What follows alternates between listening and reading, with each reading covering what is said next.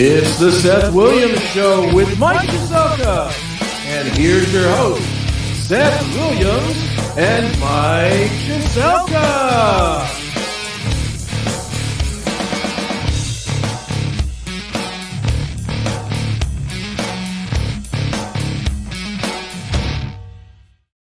And welcome to another Wednesday night. My friend. Once again, as we talk about all the time, the lovely weather outside continues to change here in Northeast Ohio. Yep. I don't know what it's like in Broadview Heights, but here in Avon, like I said, rain with big snowflakes. Good news is it's not going to stick. Bad news is it's rain with big snowflakes. Here it was doing that, but now it's not doing much of anything. It's raining a little bit, I believe. But it looks like a line of something just kind of moving through. So I don't know how long it's going to last or supposed to last or whatever, but it's coming through as we speak. Tonight, what? Go ahead. No, go ahead, please. I was going to say there's those people that say, you know, we should be thankful. And I got to admit, we really missed everything. There was horrible weather all over the United States, but it always seemed like it started 100 miles west of us or 100 miles east of us or 100 miles north of us. Cleveland missed every single huge bad storm. That was pretty amazing. Yes, indeed. Tonight, we're going to be talking with Tony Musachio here live in a few minutes from one of the greatest places on earth. Looking forward to that. My background should be some sort of hint as to where he's at tonight. Yep. Angelo Petiti is supposed to come on tonight at 6 o'clock. We'll see if he calls in. He may have something else going on. I'm not sure. We'll see what happens with him tonight. Looking forward to talking to him if we get a chance to. Other than that, we got a lot of other stuff we could talk about. Yeah, I got one thing I'd like to start with. Please. My background is the night sky sunset in a place that's a lot warmer than here, but it is the night sky, and that's the focus. Last night, my girlfriend and I took her grandson to his dad's. Yes. His dad lives real close to the lake in Lorraine. So we're taking little Alan home, and then on the way, I had heard about the planetary parade, and I said, oh my God, we're right here on the beach. Let's stop and see. So we got there about 7:30, and I didn't remember that as soon as the sun goes down, it still takes 20 minutes for it to get dark. Yeah. But everything they said is true. And I'm saying this now because I want to share it with everybody that might have the opportunity to have the same experience Mary Jo and I did. There were an awful lot of people out that went there to see the same phenomenon. We started conversations with, random people we didn't know about, and it was a lot of fun because we were all interested in it. But B, as soon as it got dark, the first 5 bright objects you saw in the sky, well, I'll say 6. One was the North Star, but the other 5 were all the planets, and they were in somewhat of a line all the way up to and above the moon. And I didn't know this until a couple people talked about it, and Mary Jo downloaded it. But there is an app called Skyview Free. Skyview Free. And if you download that before you go out and do what I'm about to tell you to do, and you point your phone, your camera at the sky, all of a sudden on your screen, it identifies every single bright light that you are looking at. It will tell you constellations. It will tell you stars. It will tell you airplane, if that's what it is. But I would say within the first 10 minutes after the sun went down, the brightest objects in the sky were the planets that they were talking about.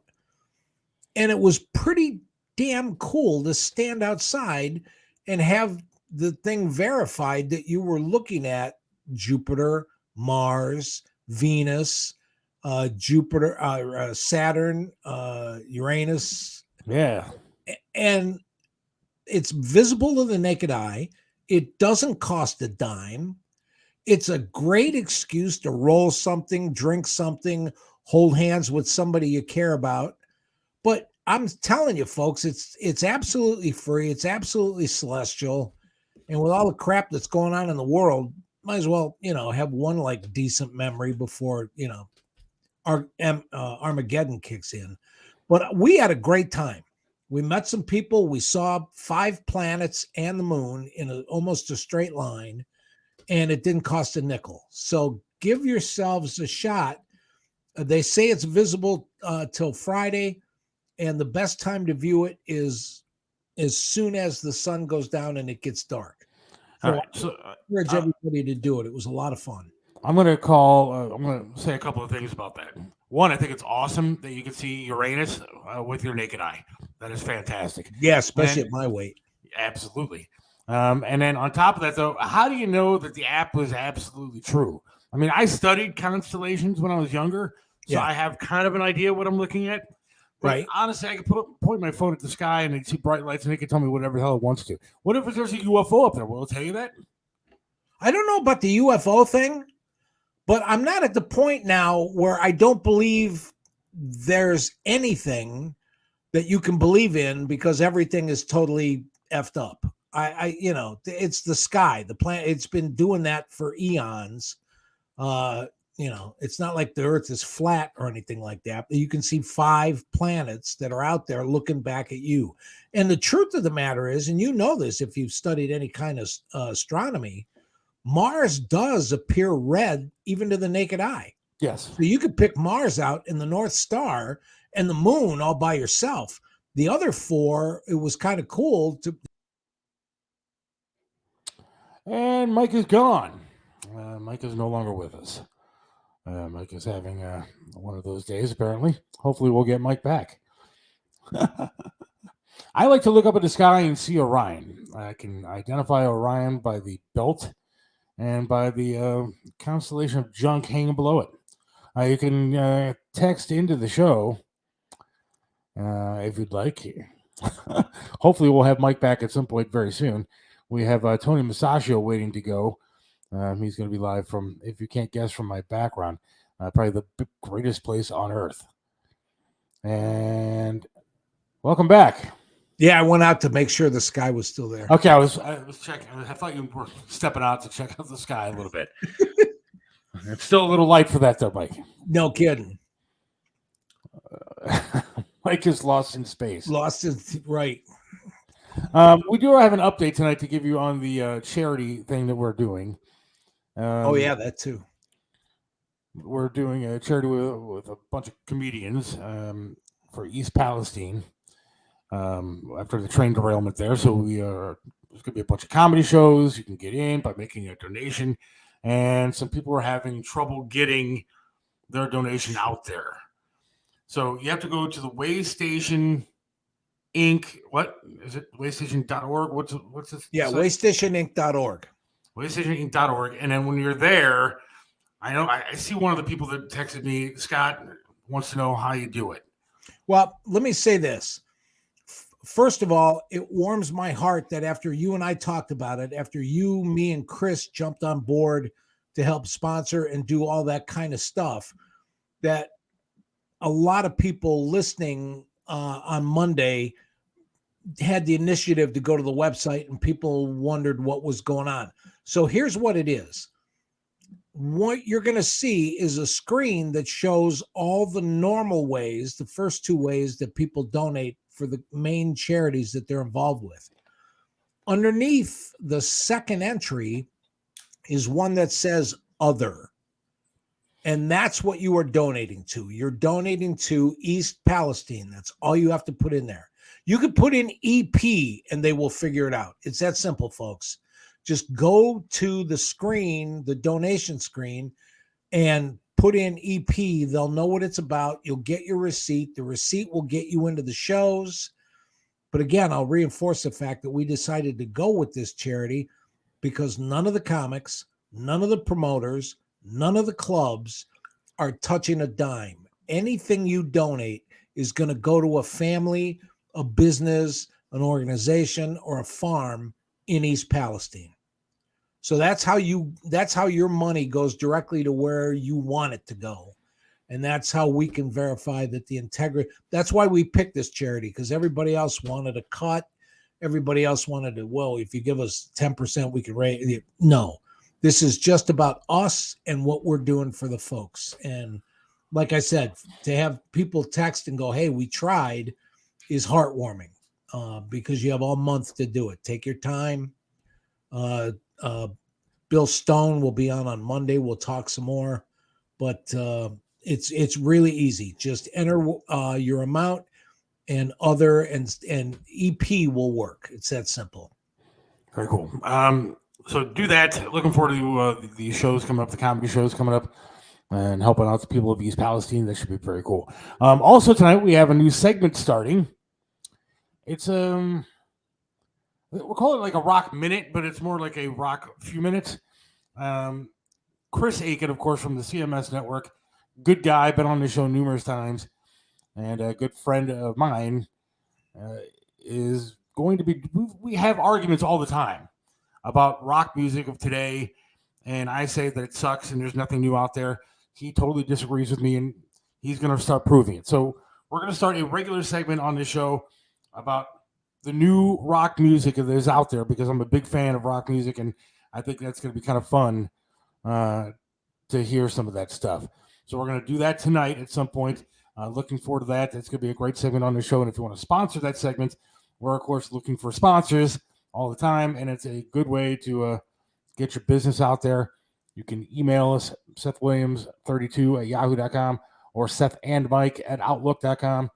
And we want to get a sponsor going for the rock segment on the show, because I'm excited about that. Sweet. I was pleased to introduce the comedy segment last week. We got rock, we got food, we got politics, we got save the world, and like everything else we've said since we started this show, we also have whatever the audience wants to, create and help us put on paper. So if you got a great idea out there, folks, dial in, call in, type in, whatever, because this show is like fine. It's so good to be a part of a show that's of the people, by the people, and for the people. So we'll get to the rock segment a little bit later on tonight, hopefully Angelo Petiti. But right now, I think it's time that we go to the man himself. Who can take a rainbow? Who can take a rainbow? Wrap it in a sigh. Wrap it in a sigh. Soak it in the sun and make a groovy lemon pie. The Candy Man. The Candy Man. The Candy Man can. The Candy Man can. The Candy Man can, 'cause he mixes it with love and makes the world taste good. Makes the world taste good. The Candy Man himself, Tony Musachio, live. How are you, Tony? Gentlemen, Tony. how are you? Do you Good, remember this? Boy, does this Absolutely. bring back nostalgia, huh? Charlie Yeah, chip, potato The chips. delivery trucks were painted Guys, the you got exact me? same colors.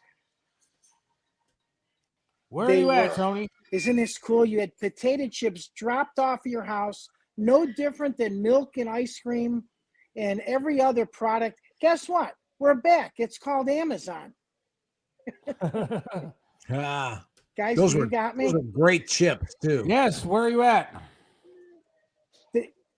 So I am here live at BA Sweeney's at 6770 Brook Park Road. And of course, Easter is right around the corner. This building is 40,000 square feet. It's a dentist's dream. So Oh my remember the God. story of Hansel and Gretel? Yeah. So remember they left breadcrumbs so they can get home? Well, Right, I'm right. leaving candy wrappers so I can find the door out of this place. And if I don't find my way out, you guys got to find a search party to get me out of this place. Listen, So dude, look if you're at gonna this. get All the stuck or old stranded someplace, it popcorns. might as well be there. Absolutely. So again, this is all the Humphrey popcorn that was found in Euclid Beach. Isn't this cool? Yep. This is just aisles and aisles of candy throughout the entire place. Here's some cotton candy. They go through. So in stock, they have right now, presently, $4 million of inventory. Unbelievable. Before COVID, it was only $3 million. Welcome to inflation. Wait a minute, Tony. Were you just looking at the wall of Pez dispensers to your right? That is correct, Mike. Check this out. I got to tell you something. Is that cool? I brought my girlfriend's grandson, Alan, to BA Sweeties 2 weeks ago.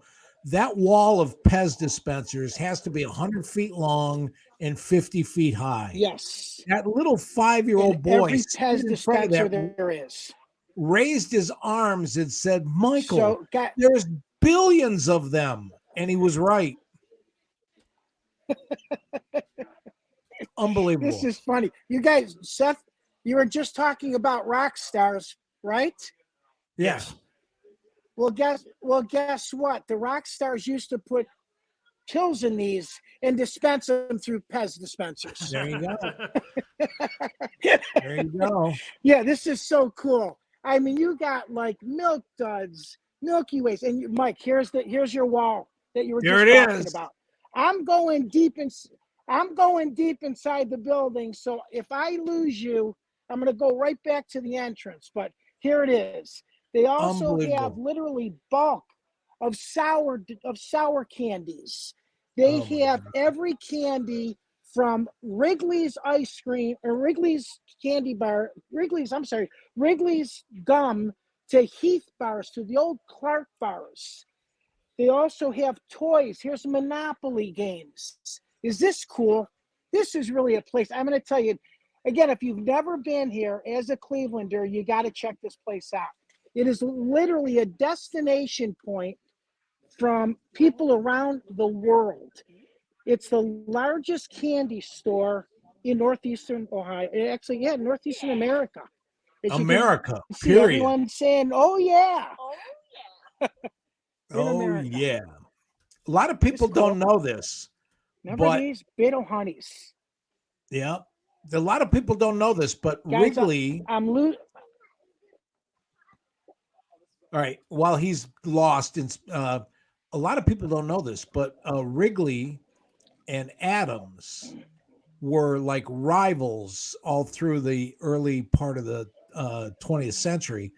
Adams actually made the first gum, and that blackjack gum with the white and powder blue label is still available at BA Sweeties. Yeah, we also had clove gum, and then Wrigley's did spearmint and all the fruit flavors, and ended up building Wrigley Field and everything else that he's known for. But the Adams family was responsible for introducing chewing gum. See, now the great thing about that place, Mike, as soon as you walk in, you just smell the sugar. Absolutely. Like, I'm convinced that I became diabetic by walking through the door. Yeah, I'm pretty sure that's how it happened. Because they have literally every candy that you could possibly have. Yeah. Now, the picture, I mean, we lost Tony's audio, but the picture, they also have, it's got to be 50 feet long and 15 feet high, but it is a working scale model of Euclid Beach Park. If you push the buttons, the rides work, the fireworks go off, the music plays. It's unbelievable. I mean, it is just, and for those of you, that little sweet shop there that has ice cream, you pay for the bowl. Yeah. If you want a small, medium, or large, you get a bowl the size of, and you pay for it. They don't care how much you put in it once you buy the bowl.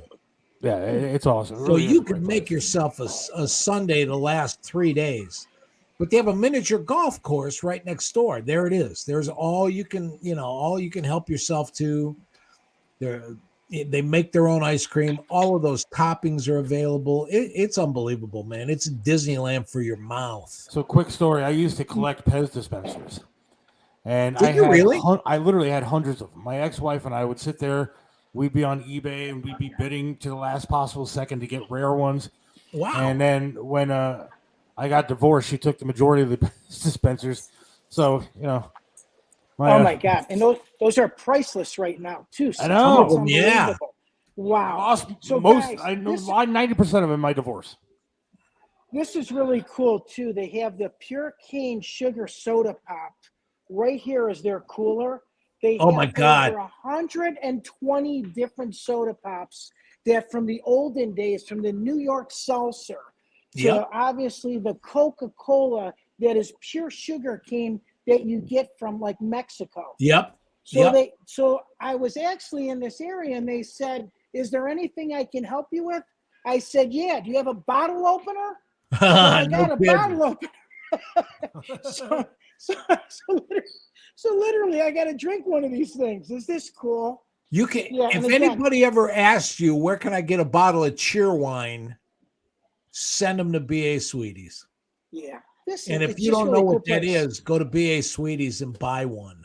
The cool thing about BA Sweeties, they actually have like bulk like candies too. You can buy things in giant bags. You can buy little bars, you can buy little things, you can buy all your little candies, but you can actually buy bulk as well. I mean, they have really aisle after aisle of different kinds of gummies. They make gummies that are like lizards and turtles and sharks and pieces of pizza. It's unbelievable the stuff they have. They had gummies before people are eating gummies now. Exactly right. So I don't know if you heard us before, Tony, but I said that BA Sweeties is like Disneyland for your mouth. Oh yes, you're right. Someone just texted, who made chiclet gum? Actually, there's a if you watch the History Channel, there's a thing on the foods that made America, and Wrigley wanted to use chicle for, I forget what the other product was, and he was desperately trying to save his $30,000 investment. And his son said, "Well, it's all sticky. Why don't we use it for gum?" Because America used to chew pure chicle before it was refined and made into gum and flavored and sweetened and all that other stuff. It's a great hour-long documentary on the that kind of stuff and things. They're amazing. So what's really cool about this place too is they not only have their retail store here, which as I said is 40,000 square feet. They wholesale it to Cedar Point and different candy shops that are literally across Northern America. So this guy brings in truckloads of candy from the manufacturer. And I was talking to Tom Scheinman, who's the owner, and said, guess what? The unfortunate part is sugar has gone up in every other raw material. So unfortunately, to keep his inventory up will literally cost him hundreds of $1,000s more just in raw material, which is, welcome to owning a business. Hey guys, real quick, what I'm showing you right now, you can actually rent this little part of their soda shop so you can have private parties. And like you had said, Seth, they also have, I think you said it too, Mike, where now they have the putt-putt, and they bought the Denny's, which is in front of the place. So they're going to make some, and they're using that as storage right now. But you know what? Tom is so creative. I'm sure he'll find some use for that building also. So this is really a great place for families and adults. And the ice cream is literally to die for. It's all homemade right in the back of this warehouse. Oh, absolutely. They have hard disk watermelon candy. Natalie, there isn't a candy that they don't have. If it's made, he's got it. But while the three of us are sitting around looking at all this stuff, let me ask Seth and you, Tony, what were your favorite old candies from back in the day? And then I'll share mine. Seth, Mike, mine was the Clark bar, and you don't find it anymore. So that was my go-to as a candy bar. Yes, that would be my go-to. Okay. Man, I'm trying to think of I don't know. I just like all the classics. I mean, that's the problem. I mean, but my favorite candy to get you're in the section that they have them is the malted milk balls. Yeah, I loved the malted milk balls. Absolutely, those are wonderful. You know what's great though, and I'm going to say this, Tone. They actually have a good variety of sugar-free candies too. So if you are like me and you don't want to eat a lot of that stuff, Very You true. have sugar-free candy there for you as well. Yep. So you can smell the sugar when you walk in, but you can find something like me if you want it there, and it's really good. I mean, That's it's a really good point. tasty candy. And That's a real Seth, good here's point. that bulk. Here's that bulk that you were talking about. Yeah. This is probably one of their greatest sellers because now you just have whatever, here's a set price. You put it in a bag, you weigh it, and you're ready to go. And here's another cool thing, which I did not mention. We're going to grocery stores. We're going to retail stores. There's like 2 cash registers and 1 cashier. Well, guess what? They've got 11 checkouts here, and they're going to need it for Easter. And not only for Easter, but obviously for their weekends and even weekdays. I mean, this place is open from 10 o'clock in the morning till 7 at night every day of the week. That's amazing. Which is really cool. Now, the only problem with taking your kids, though, guys, the only problem with taking your kids, and I know this because I took my daughter a lot when she was young, is that you don't walk out of there without spending a ton of money because every little thing the kid wants, they start grabbing for, you got to get because it's amazing stuff. It really is. Oh, yeah. And then you throw stuff that you got. I mean, I came home with Boston baked beans, a bun maple candy bar, and Peterson's nut roll. Those were the 3 from my being a kid. That's just like, and then maybe I should start smoking the candy cigarettes again. They still have those. That's what I'm saying. They got bubblegum cigars, candy cigarettes. It's amazing. They got really that cool. Pop Rocks that explode in your mouth and the Zots and all that stuff that just fizzes and foams. And it's amazing. You got to love it. So, guys, as always, let me leave you with the joke. And then I'm going to give you to Ben Williams, who may be Seth's long-lost brother. Al and Dorothy went to the state fair, and they were standing by the helicopter ride. And Al says to Dorothy, Dorothy, I am riding this helicopter ride. I don't care. I'm 85 years old. I may never have a chance to do it again. She says, no, Al, it's $100, and $100 is $100, and we cannot afford this. So the pilot overhears them talking and arguing, and he says, listen, I'm going to let you go on this ride, and I'm not going to charge you as long as neither of you say one word or argue while we're up in the air. So they agree. They jump into the helicopter.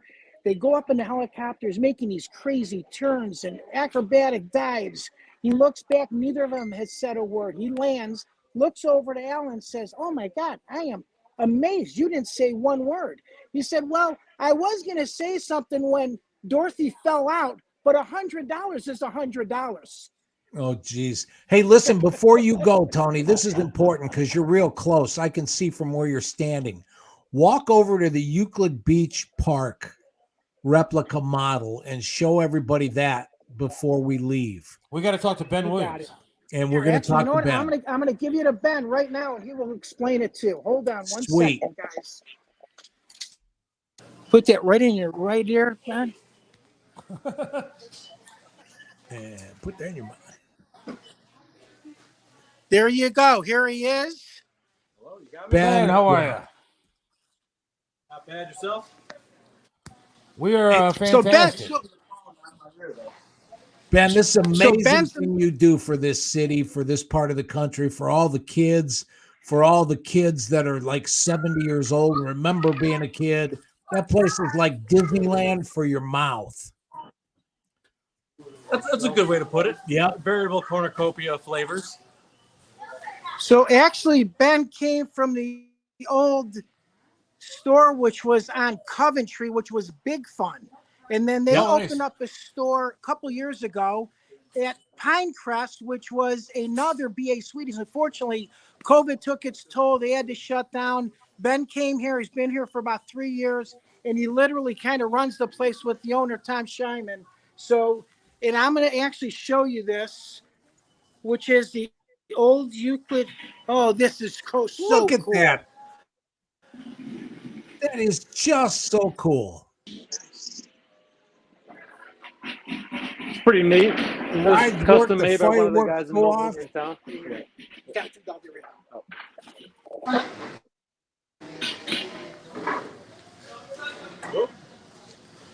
Guys, you got us audio? Yeah, I hear you. So again, this is a destination place where people come from literally all over the country. It's just once you get in here, it's hard to walk out. Like you said, Mike. I mean, this is just a tour right through this place. Not only picking up the candy, but guess what? Remembering our childhood. People want to know the address. Give us the address one more time. It's 6770 Brook Park Road in Cleveland. They moved to this location a few years ago. They were actually by Ridge and Brook Park, and they've expanded it obviously to 40,000 square feet. So it's really a cool place. They've done a great job. So Ben, you want to still by Ridge? It's still by Ridge and Brook Park. So. Yeah, it's fairly close. Correct. And the other thing, on the other side. Yep, we've just switched to the other side of Ridge Road now. And you can see it with the big lollipop out front. Yep. Don't go unless you got to. There's no way. Just look for the giant lollipops. There's no way to see that place in less than an hour. None. You got to walk up and down every aisle and just be amazed.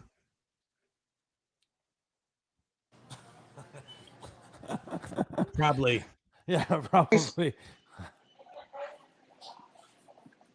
And that ride that we're looking at, that Euclid Beach thing, is right next to the entrance to the sweet shop that he showed us before. So when there's a line, you can be entertained and you can go see that before you go in. They also have all kinds of trucks. They have all kinds of bottles of pop. It's a museum as well as a store. It truly is amazing. Every time I go there, I see something that I didn't see last time I was there. Yeah, Tony's having trouble with his connection. So thank you, Tony. BA Sweeties on Brook Park Road, right by Ridge. It's a great place, man. You really got to get there. Funny story. They said they were using that Denny's that used to be out front storage. That Denny's years ago, when I worked for the FM station, I dressed up as a clown, makeup and all, big red nose, and I walked into the Denny's. And I walked right back into the kitchen and started banging on the pots and pans, and until they called the police. But before the police got there, I decided I got to go, and I left the Denny's as I'm pulling out of the parking lot right there on Brook Park Road. It's a big road there, and I drilled somebody right, like T-boned him, and I was like, oh my God!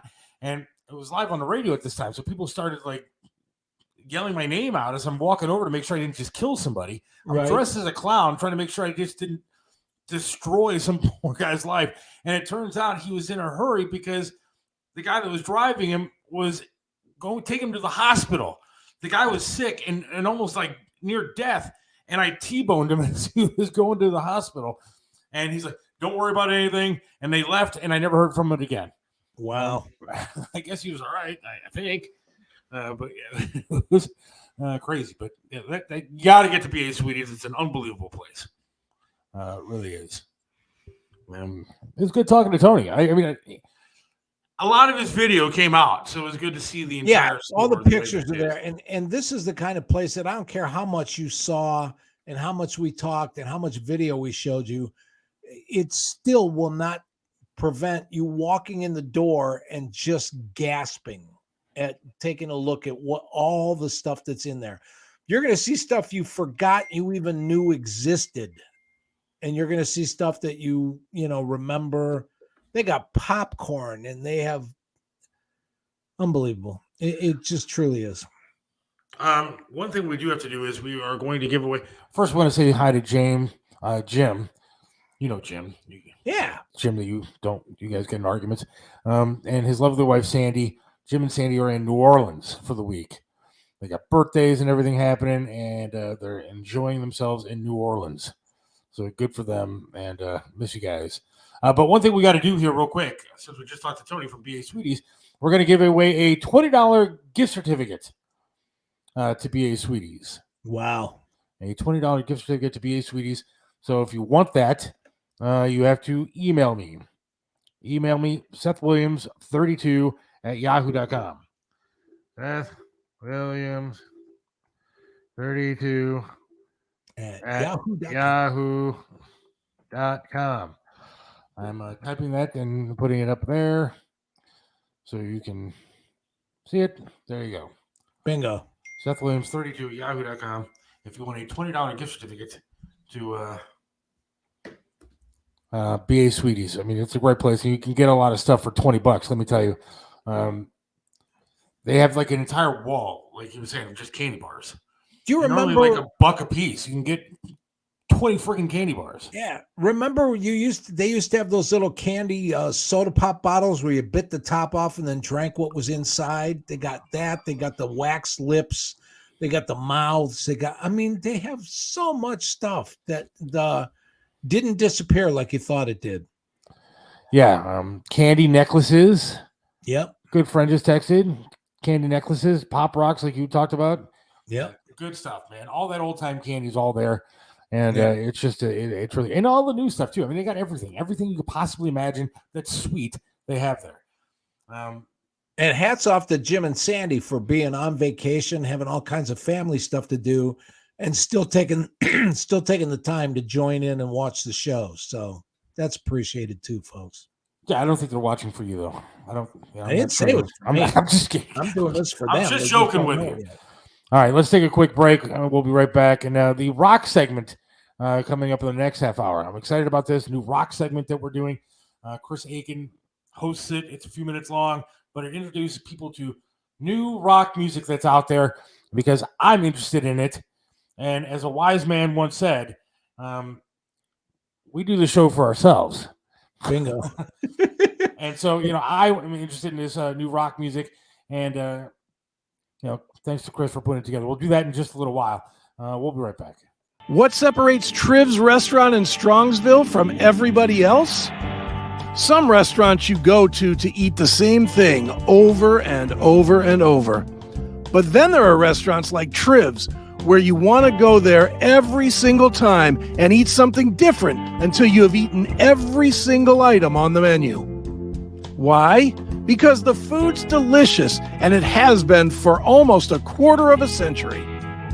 Triv's has amazing food, outstanding service, and an opportunity for you to have private dining, special events, and intimate occasions. You can enjoy a memorable fine dining experience in your own dedicated, intimate space. Visit Triv's in the heart of Strongsville. Call now for reservations, 440-238-8830. Triv's in Strongsville. Joe Burdick custom flags are amazing. Each flag is handcrafted to reflect the imperfect perfection, making each piece of patriotic wall art unique. This is a local small business, veteran-owned and proud. Joe Burdick creates symbolic artwork that is built to last. Display your spirit, pride, and patriotism by calling 440-305-2065 and let Joe's flag serve you. 440-305-2065. Joe Burdick Flags. Let me introduce you to Charlie's Auto Repair. Any car, any truck, any problem, Charlie's does it right. You know how it is. The check your engine light comes on, you put air in the tires, and the light is still on. 216-470-0170. That's Charlie's Auto Repair, 13728 Madison in Lakewood. Charlie can do it all, from small engine repair to fleet maintenance and system diagnostics. Winter is here, so call Charlie's Auto Repair for snow plowing needs. 216-470-0170. Charlie's Auto Repair. Let Charlie make your car great once again. Right back here on the Seth Williams Show with Mike Kasalka, talking a little candy. Hopefully have Angelo Petiti coming up at 6. We'll see. And the rock segment coming up in just a little bit as well. Something new that we're starting here. Would like to get it sponsored. If anybody has a business or wants to sponsor a segment on the show, it ain't going to cost you much, and get your name out there. So we'll do that as well. You can email, and you can just email the same address. Nice.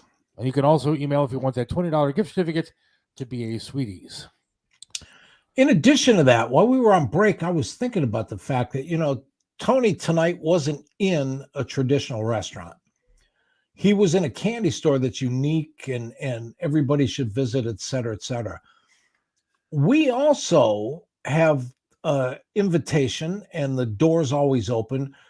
If you have a bakery, if you have a food service, if you have a restaurant of your own, if you have a place that you want to get some attention and publicity and all of that kind of stuff, send it in. Give us the information, because you never know when we put together, where should we go? What should we talk about? What should we do? Your family business, your friend's business, whatever you do can be, gain and benefit from talking with everybody that listens and watches and stuff like that. So as much as we say, you can always sponsor, you can always be a subject for us to come out and talk to and get to know us as well as we'd like to get to know you. That door is always open. Yeah. Now, one thing that, my wife and I started doing something kind of fun on the side, just to make a little extra money. Yeah. We're became like door dashers. Okay. Now, it's really actually some good extra money on the side. And what it does for me is it gets me out of the freaking house. And so we just kind of do it for fun. It gives us time to spend together and, make a couple of bucks on the side, and we talk and we enjoy the time out. And I enjoy getting out of the house. And so we've been doing it. And we come across all these different restaurants that I didn't even know were out there. Yeah. It's really kind of amazing. So, it's fun. Yeah. If you have a restaurant, whatever you want to get involved, Seth Williams 32. There you go. Angela Petiti is calling me. Good. Holy crap, it's Seth. I stopped listening to the show after Triv passed away because it wasn't the same. Yeah, I stopped listening to the show also because it definitely wasn't the same. I still don't listen to it because it's not the same. Yeah. So yeah, it's definitely a tad bit different. But yeah, the DoorDash thing is kind of interesting, man. I mean, it really is. People from all over the place are just itching to get their food delivered. I did it for a while when I was in a wheelchair and there was nobody home and I couldn't really make a lot of stuff on my own. And so, it was fairly difficult to eat unless I ordered something. And so ordering something like that, it's super duper easy and it's super cool. But I don't know. Let's see. Didn't know what happened to you. Read what happened to you. So sorry to hear all the stuff you went through, but glad you're here. Amen to that. I don't know what your real name is, but I appreciate it. Cool. We're glad they're here too. It's been a long road. I actually went to the doctor today. And? I need to get a new leg. Wow. Because it's not because you're identifying and want a woman's leg, is it? Yes, it is. I intend to wear stockings on one leg at least. And I told you fishnets, dude. That's what you need. Yeah, so I'm going the fishnet route. So my right leg is going to identify as a female leg, and we'll show a little thigh as I'm walking down the streets of Broadview Heights. But all right, this is the way the doctor described it. My leg went from the bottom portion of my leg that's still there, went from a 10-inch PVC pipe to a 5-inch PVC pipe in width or diameter, whatever you want to call it. And so, the big contraption of a leg that they, gave me from the beginning, Manuel Garcia. I love Manuel Garcia out in Strongsville. The prosthetic place is a great place. But the big leg that they gave me from the beginning, because after surgery, your leg's kind of bigger and, you lose weight and then, everything kind of swelling goes down and all that kind of stuff. You eventually need a new leg. And so began the process today of doing that. And hopefully within the next couple of weeks. And they said I can design it with whatever I want to design it with. Oh, do Captain Bly, dude. Just get the wooden peg leg. No. No. I'm trying to figure out, I could put a design on it. And he said, well, why don't you get like your show logo and put it on there? I was like, all right, that's a pretty sweet idea. Nice. I mean, that's pretty cool. Yeah, it is. Then I thought about like putting like CMS Network on there. Both. Then I thought about, why don't I sell advertising on the leg? Then I could get like another camera, put a leg cam on the show. There you go. And then make some money having advertising on the leg. So I don't know what I'm going to put on there. I thought the show logo is, I mean, it's a little bit, it's like getting a tattoo of a girlfriend, man. Although I have tattoos of my wives on myself. But, you know, what happens if one day you wake up and you say, dude, I'm taking a cruise ship and I'll see you. I'm stuck with your name on my leg. No. Or you hate me because I voted for Trump and then I don't. I'm stuck. No, we got a lot of work to do to fix this country and straighten everybody else out and lead the way and all that kind of stuff. And the other thing is, we're not in the same studio anymore, which is why when you said you're down to a 5-inch pipe, I thought to myself, well, I don't see you twice a week and sit at the opposite ends of a long table. But my question is, how much are you still losing weight and working into even better and better shape? That's amazing. A little plateaued on the weight, but I mean, like the leg continues to adjust. And but yeah, from 10-inch to 5-inch, my wife is very disappointed, by the way. Yeah, that you went from 10 inches to 5 inches. Yeah, that sucks. Then I was thinking, if I put like your name, like it's like putting another man's name on my body is kind of strange. Well, just do the logo that's up here and just do the initials and nobody will know. Yeah, I guess I could. So yeah, it's like a because that's a really big tattoo. If you put the Seth Williams Show with Michael Stuck, I mean that's wrap all the way around like 5 times. Yeah. If anybody has any ideas of what I should put on my leg, I mean, I guess I'd appreciate it. Yeah, if you're gonna do the printing in small little letters, the way people do that, do it like under boob. Yeah, I thought about like a Browns thing. Yeah. Oh, I thought like the Browns, but then because I love the Browns, but the Browns suck, so why am I going to get the Browns? There you go. And then I thought, like, okay, I can't go with the Guardians. I mean, I love the Guardians, and I'm rooting for them and everything, but I'm not going to put the Guardians thing on. I got to tell you, until they get a better logo, I'm not putting the Guardians on. Logo. I don't mind the name change, and I don't mind the new name, but God, that logo must have taken somebody 45 seconds to design. That G on the side of the baseball with a wing, come on. See a lot of ex-military that have titanium. Then I thought about like an American flag because I think that would be really sweet. That's I've true seen too. A couple of guys like with American flags. I consider myself a patriot for this country, right? And I think that would be pretty awesome. But at the same time, I get confused a lot every time somebody sees an amputee, somebody with like a leg missing or something like that, they immediately think he's a soldier. And if I get an American flag thing, it's going to just perpetuate that. And I don't want people to think that. I mean, I want people to know that I love this country, and I think that'd be a great idea to put on there. But I also, so I don't know what the protocol would be on that.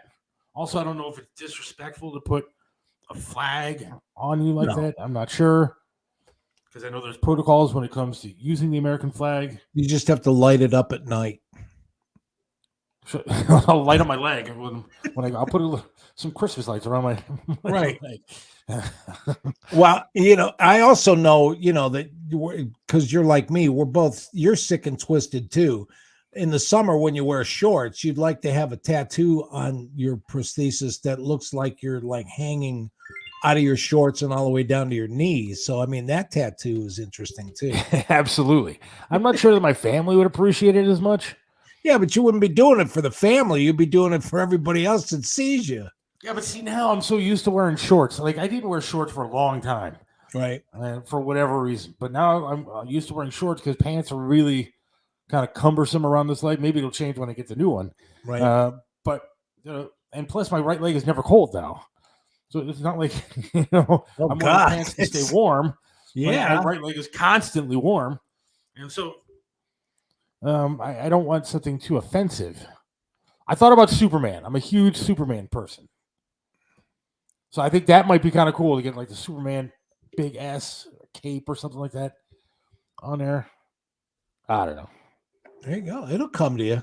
It'll come to you in a dream. All right, so what I want to do now, I'm going to check in with Angelo Petiti also, see if he's good to go for tonight. If not, we'll be back in a few. But I want to get this new segment in, this rock segment. I think it's going to be very, very cool. Again, the story behind it, Chris Aiken and I. Chris Aiken, of course, from Chris Aiken Presents, the CMS Network. He's in charge of all this stuff. He's helped me and you with this podcast and getting it going in the right direction. He's a friend, and also him and I share a lot of health tragedies in our lives, but we argue a lot about rock music and new music and if there's anything good that's new out there.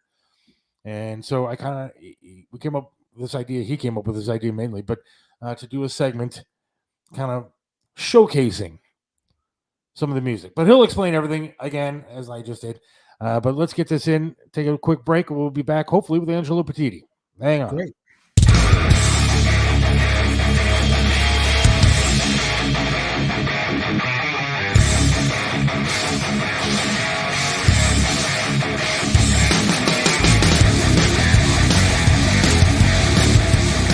Hey, what's going on, everybody? It is Chris Aiken, and it is time for the Seth Williams Show New Music Moment.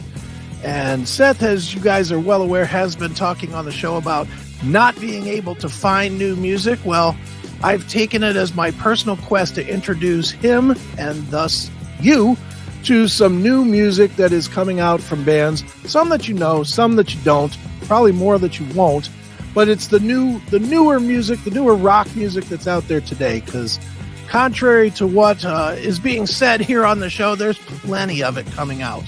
So I will introduce you to a little bit of it, maybe a band or two every single week. And we'll start this week with a band that is a favorite of mine and friends of mine from Albany, New York. The band is called Plush. And here they are. And I'll just tell you, Plush is a band. They're sort of based out of Albany, New York.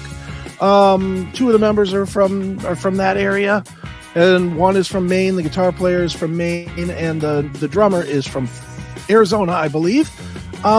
They've been around really for about 2 years. They formed during the pandemic through social media, and they have had just a whirlwind run their first year. They put out their album simply called Plush in 2021, the end of 2021, and it has been an amazing ride for these girls. They have been out on tour with pick a band, Seven Dust, Wolfgang Van Halen, Daughtry, Alice in Chains, Slash.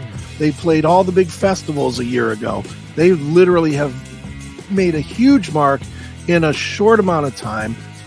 You might recognize the singer, the girl here in the middle. That's Mariah Formica. She was on The Voice a few years ago, and it was a travesty that she didn't win because, in my opinion, she has the absolute very best voice in all of rock and metal right now, and that's big praise. But she really is a powerhouse little girl. She's probably 4'11" or so, but man, does she make up for it with her huge voice. Awesome stars. These girls not only is it an all-female group, but they kick ass. And I mean, not just for girls. You've heard that before. For girls, they're great. Absolutely not. For anybody, these girls are great. They're all under the age of 22. So where Seth is worried that there's no bands that are young and up and coming, this is one of them. They're working on their sophomore record right now. They are going to be probably, I'm assuming, out all summer long. I will pretty much promise you I'll get them on the Seth Williams Show at some point to come on and talk about what they're doing. But for now, let's get you guys used to Plush. Here's a little bit of a clip from their video, Will Not Win. This is from their debut release. So this is Plush right here on the Seth Williams Show. This time you will not win.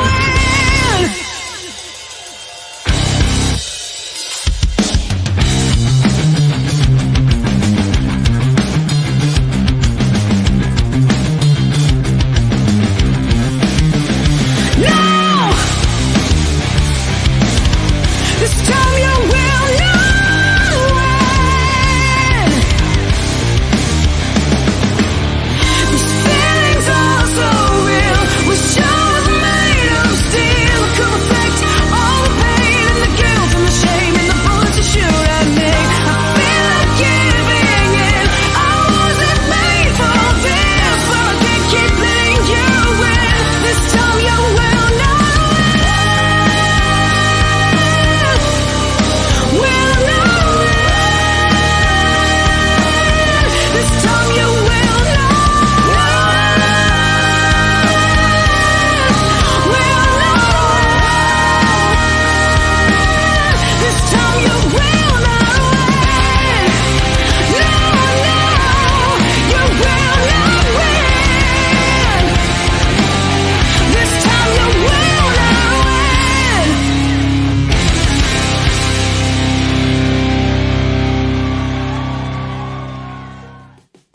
Okay, just a little taste of the band Plush. That was Will Not Win.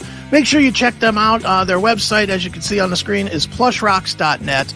They're on all the streaming platforms, so if you listen to them and you use the streamings, go check them out. Their album does kick absolute ass. It's really great. And that'll do it for this edition of the new music moment here on the Seth Williams Show. I know we need a better name, but make sure you keep watching every week. We'll have something for you to let you know that rock is far from dead out there today. So for the Seth Williams Show, I have been Chris Aiken, and I will be again tomorrow. See you, folks.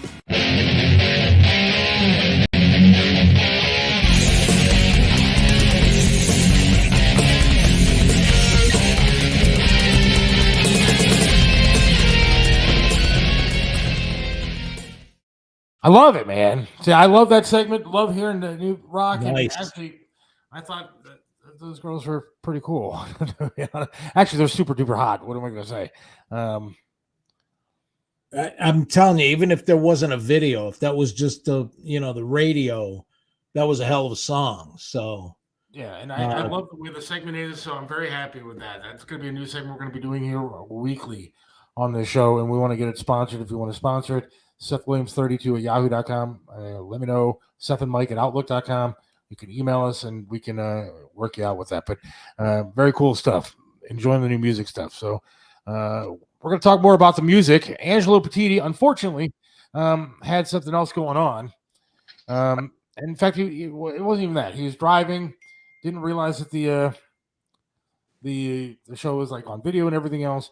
So next week we'll be joined by Angelo Petiti, and he's very happy to come on. Very excited about coming on, but didn't make it on tonight for various reasons. So, Chris. Yes, sir. How are you, my friend? Good. How are you? Thank you for doing that segment. I love that segment. Good, good. So did I. Hope you found something good. It's amazing how good those girls are at the drummer Faith with the curly hair, like the curly redhead. She graduated high school in June. Wow. Get out of here. She graduated high school in June and then was out like 10 days later touring with Alice in Chains. Jesus, man. Now I kind of feel bad saying they're super duper hot then. But no, everything's okay there. So I'm good. They're definitely hot. There's no doubt about that. But man, they've been through Cleveland. They rock too. They really do rock. And Gunner's right. They do sound like heart. If you look up Mariah Formica, which is spelled like Formica, Formica.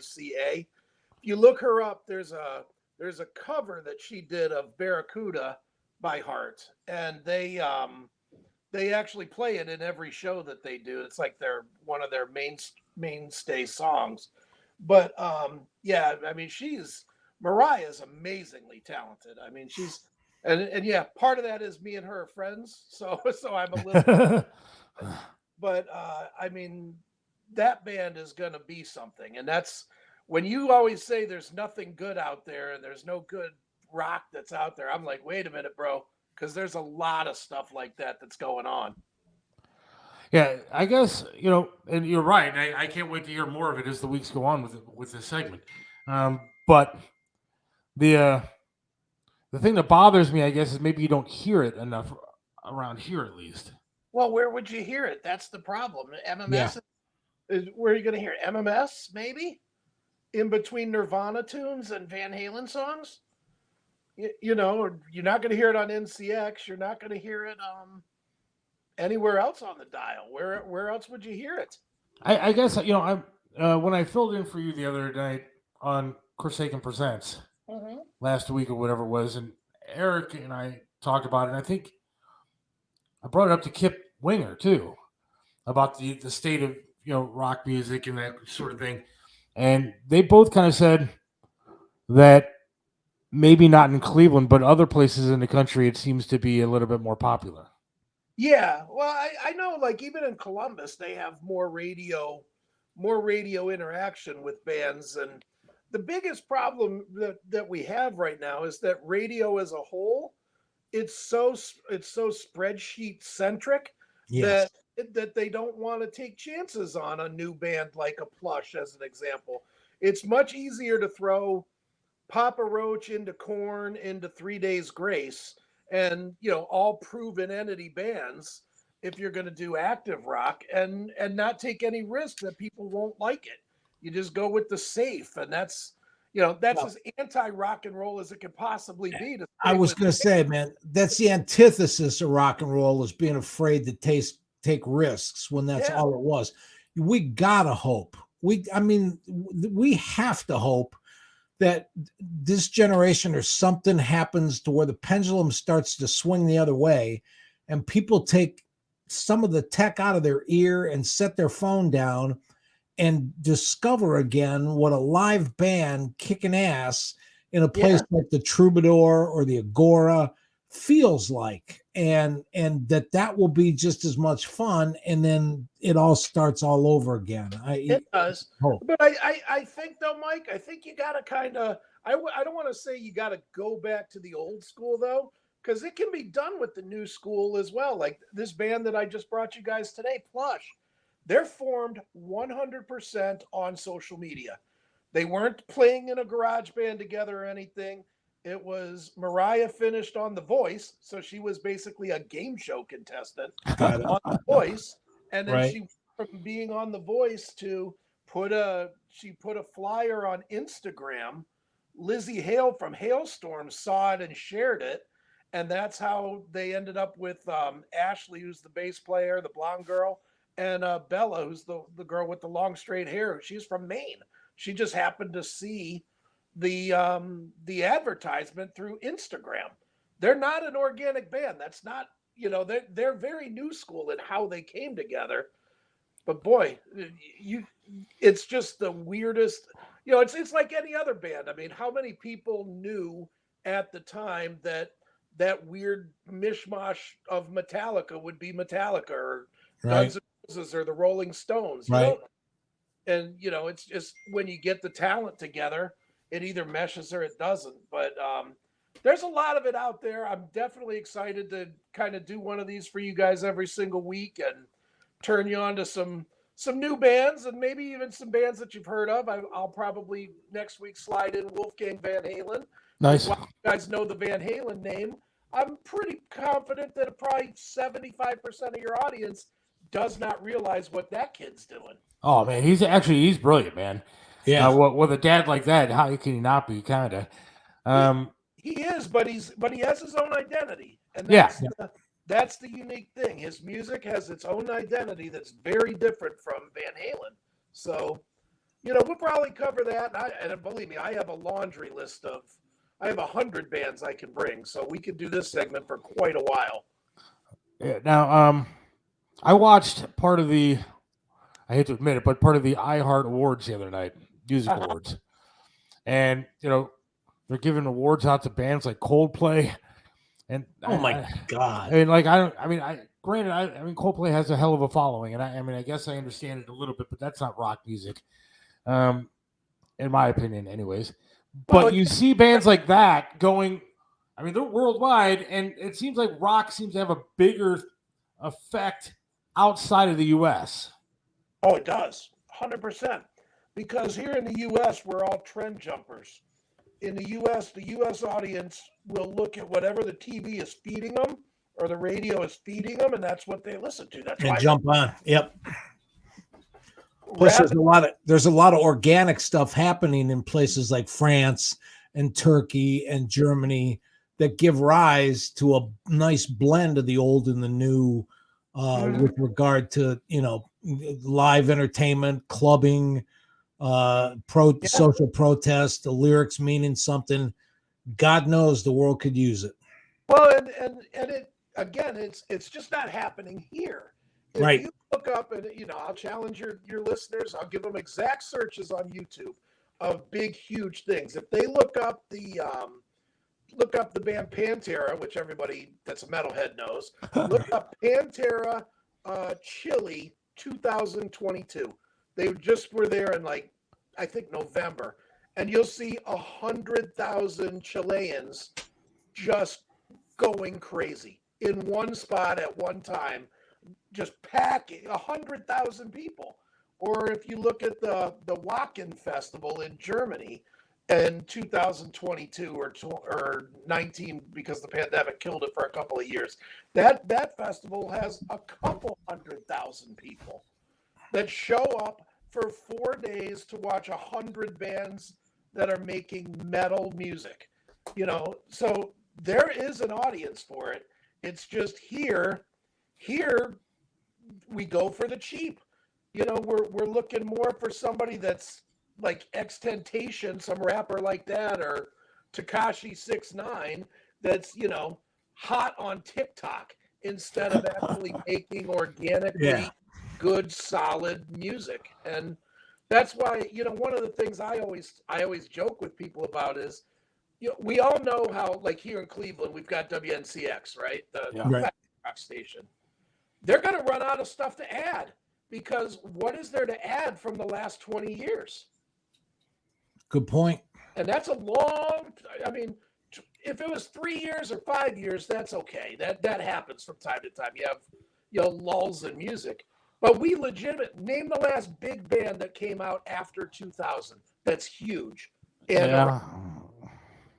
you're going to struggle. The Godsmacks and stuff like that. But those guys are still. They're playing overseas, but they're not as big as they used to be in the 2000s. Yeah, I thought Greta Van Fleet was going to start something, but that didn't get as big as I thought it might. Well, you know what, Mike, and this is only my assumption, but you can tell me if you think I'm right or wrong. I don't think a band like Greta Van Fleet is ever going to be the answer, because they almost get the double whammy. They sound like an old band, so new kids don't do it. And the old people would just rather listen to their Led Zeppelin records than actually adopt a band that borrows from Led Zeppelin. So they don't get that audience either. Got a point there. If I can change the subject for a second, I've talked to Seth a little bit about this, Chris. You and I haven't talked for a while. So let me first start by saying it's good to have you back and healthy and creative, and that segment you put together for our show I'm looking forward to the next one. Cool. But I've been following by email and getting updates on a documentary that's due to come out sometime next week. And the title of the documentary is What the Hell Happened to Blood, Sweat, and Tears? Okay. And I'm curious about it because that concert in August of 1969, when 80,000 people showed up at Blossom, who was prepared to deal with about 25,000, right, is still etched in memory. And the poor guy that had to open and got the message, can you please stretch until the band gets here? I walked up to the stage, the microphone, after what he thought was his set and said, well, I've been told I got to play some more. My name is John Denver, and here's a song that I haven't even recorded yet. I'm writing and working on it. And then he played Leaving on a Jet Plane. But for people that don't know, Blood, Sweat, and Tears was the first American band to play behind the Iron Curtain back in the day. Mm-hmm.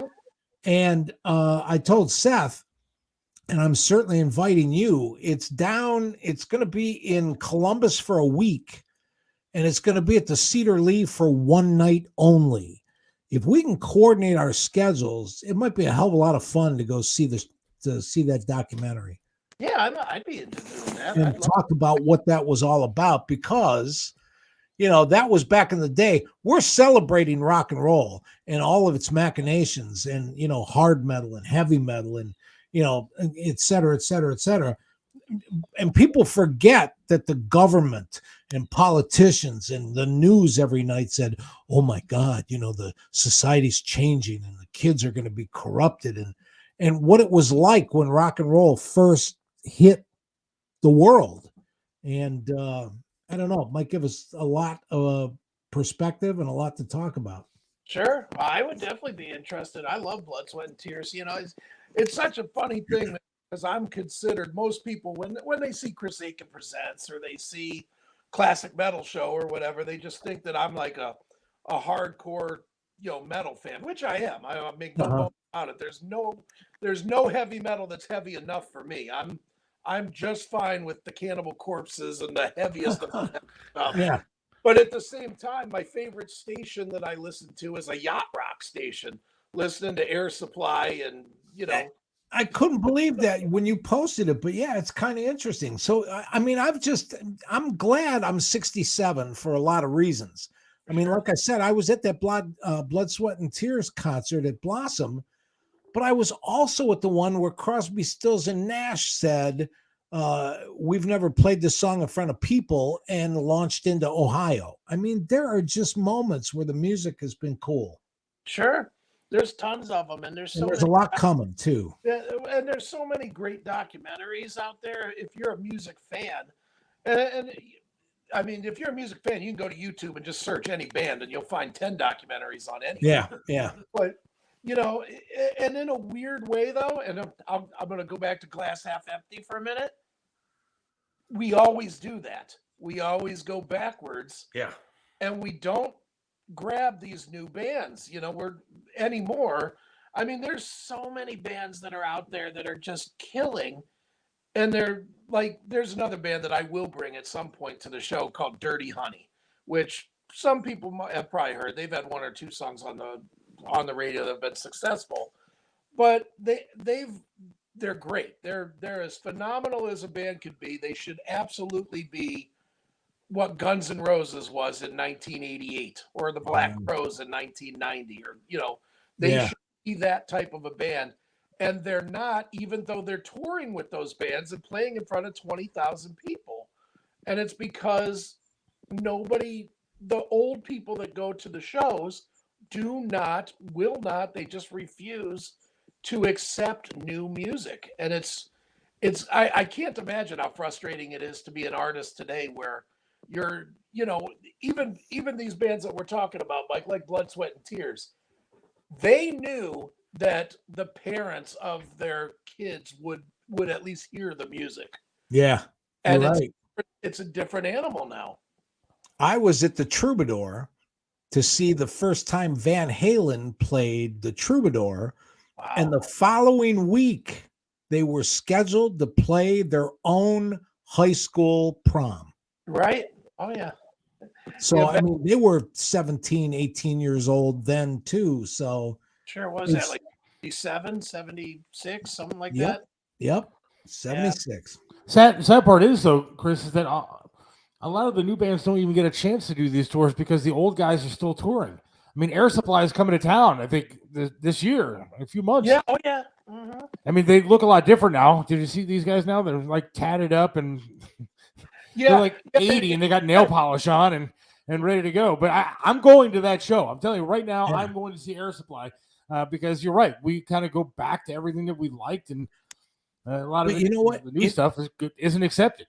In fairness, when I was at the Comedy Store, Mitzi Shore on Sunday nights used to have the big band cover bands, and all of the bands had one guy from the original band, and everybody else in the band was like 17, 18, 20 years old. You know, so I saw Buddy Rich and I saw all the classic big band shows. And I listened to the music of the era. But you know, it's like Peter Noonan still tours, and everybody else that backs him up is like 20. So that's always going to happen. The key is to be a good enough band that 40, 50, 60 years later, people still want to hear your music. Yeah. Well, but it's, I think the economics are a big problem these days too.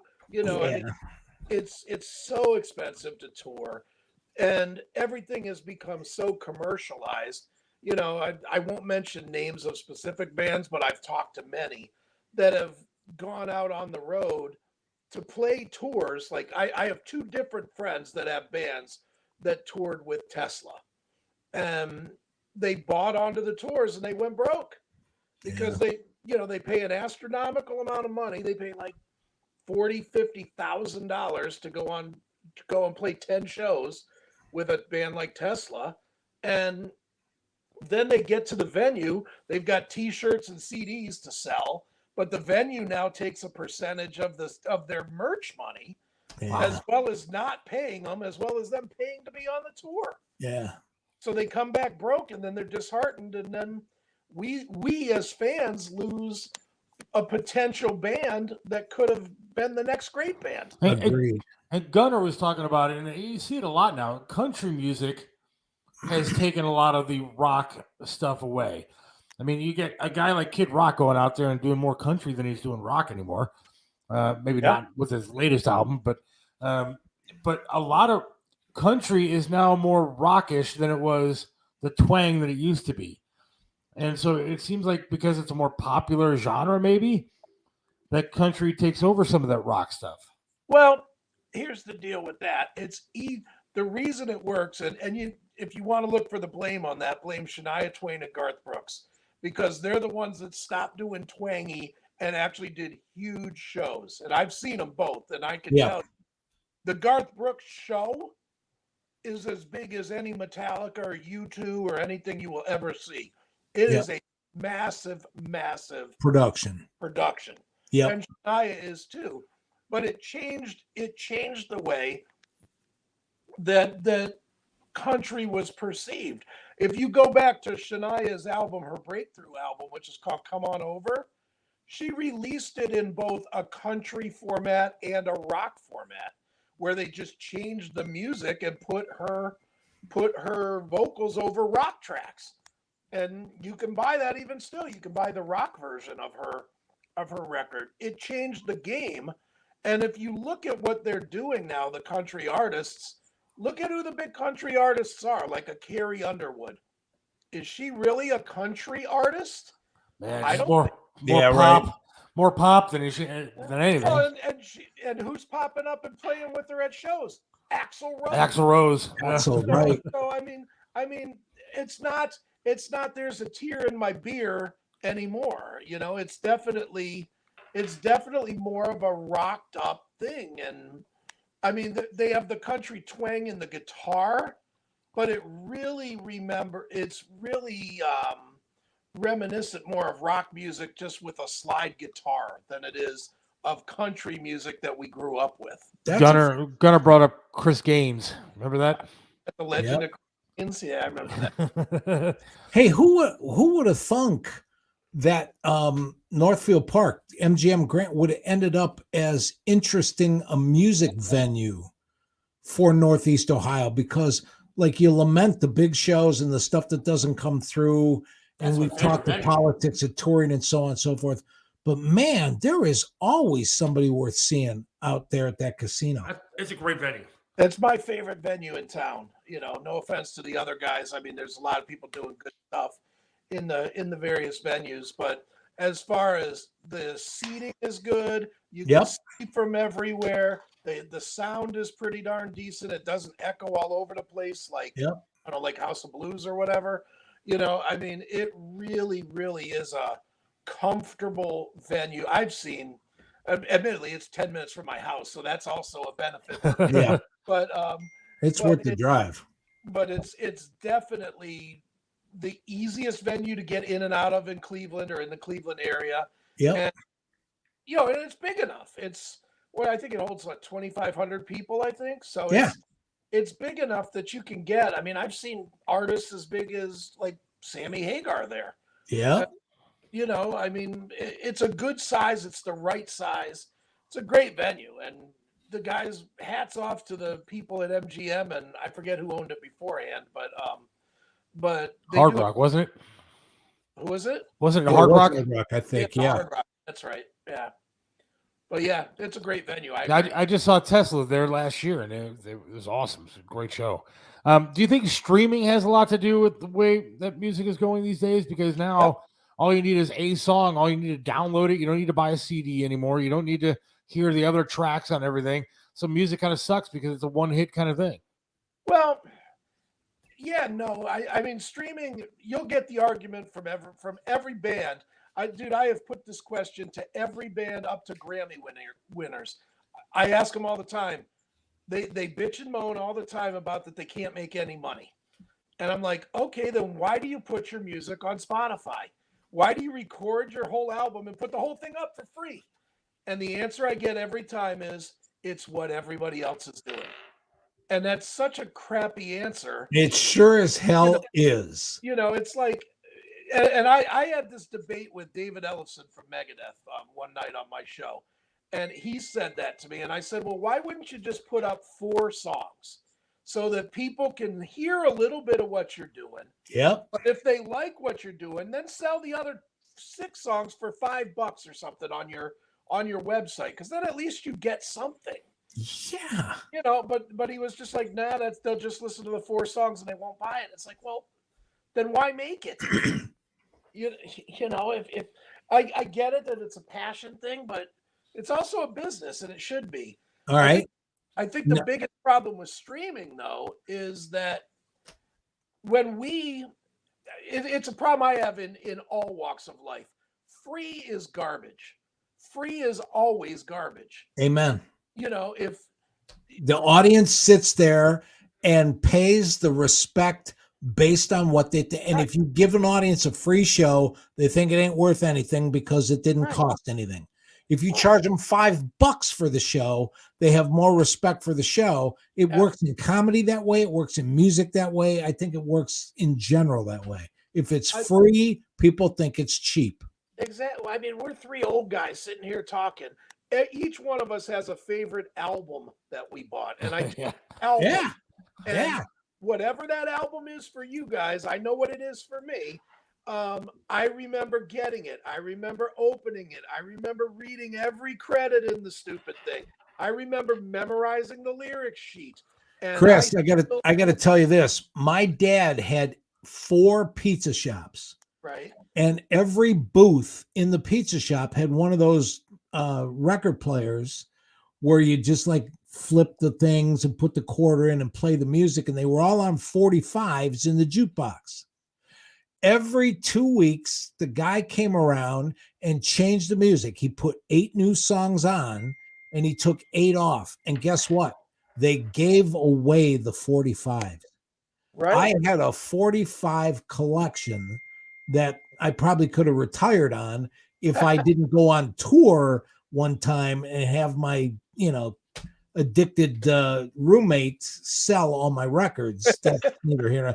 But my point is that was, those were my favorite records. Is I had the original 45s of Jumpin' Jack Flash, the Beatles, you name it. I had it in a 45. See, you got to remember though, Chris, I'm a tad bit younger than Mike. Actually, a lot bit younger than Mike. So I was more the cassette guy. Yeah, that's cool. So I had like Guns N' Roses, Lies, stuff like that, Skid Row on there. And I walked around, like I told you the other day, with one of those yellow Sony Walkmans, like I was something cool with the little headphones on. But Pink Floyd is obviously was my favorite band growing up. Like, mine too. Hey, whether it's The Wall, Dark Side, whatever, all of them are fantastic. And I think, now there's that new appreciation for albums once again. My daughter all of a sudden wants albums and has like all these Elvis albums laying all over the place. And I mean, I guess it's cool that they're getting back into it a little bit, but the music needs to catch up. Do you think grunge had anything to do with getting rid of a lot of the good rock music back in the day? I don't know. Grunge was a big seller. If you think about it, people were still buying. I mean, Nirvana's Nevermind. What that sell? 20 million records or something? Yeah. I mean, huge. Yeah, I mean, it was huge. Soundgarden was huge. Stone Temple Pilots. There's a long list of those bands. I just think the biggest thing that really hurt the industry was the industry itself. It just at the beginning, rock radio switched from being rebellious radio to being safe. Corporate radio. Amen. Yeah.